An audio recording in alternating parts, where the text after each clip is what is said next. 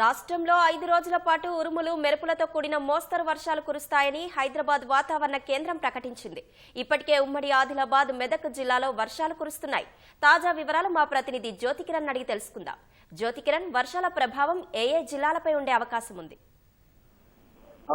రాష్ట్రంలో 5 రోజుల పాటు ఉరుముల మెరుపులతో కూడిన తేలికపాటి నుంచి ఒక మోస్తరు వర్షాలు కురుస్తాయని హైదరాబాద్ వాతావరణ కేంద్రం ప్రకటించింది. మొత్తంగానైతే ఆ ఉమ్మడి ఏదైతే జిల్లాలు ఉన్నాయో ఆ జిల్లాల్లో భారీ వర్షాలు కురుస్తాయని కూడా తెలిపింది. అక్కడ అంతేకాకుండా ఇవాళ మంచిర్యాల, జగిత్యాల, రాజన్న సిరిసిల్ల, కరీంనగర్, పెద్దపల్లి, జయశంకర్, భూపాలపల్లి, ములుగు, భద్రాద్రి కొత్తగూడెం, మహబూబాబాద్, వరంగల్, హన్మకొండ, జనగామ, సిద్దిపేట, యాదాద్రి, భువనగిరి, రంగారెడ్డి, హైదరాబాద్, మేడ్చల్, మల్కాజ్గిరి జిల్లాల్లో గంటకు 40 నుంచి 50 కిలోమీటర్ల వేగంతో ఉరుములు మెరుపులతో కూడిన వర్షాలతో పాటు ఆదిలాబాద్, కొమరంభీం, ఆసిఫాబాద్, నిర్మల్, నిజామాబాద్, ఖమ్మం, నల్గొండ, సూర్యాపేట, వికారాబాద్, సంగారెడ్డి, మెదక్, కామారెడ్డి, మహబూబ్ నగర్, నగర్ కర్నూలు, వరంగల్, నారాయణపేట, జోగులాంబ, గద్వాల జిల్లాల్లో 30 నుంచి 40 కిలోమీటర్ల వేగంతో ఉరుముల మెరుపులతో కూడిన వర్షాలు కురుస్తాయని తెలిపింది. రేపు ఉమ్మడి ఆదిలాబాద్, నిజామాబాద్, ఖమ్మం, మహబూబ్ నగర్, నల్గొండ, రంగారెడ్డి,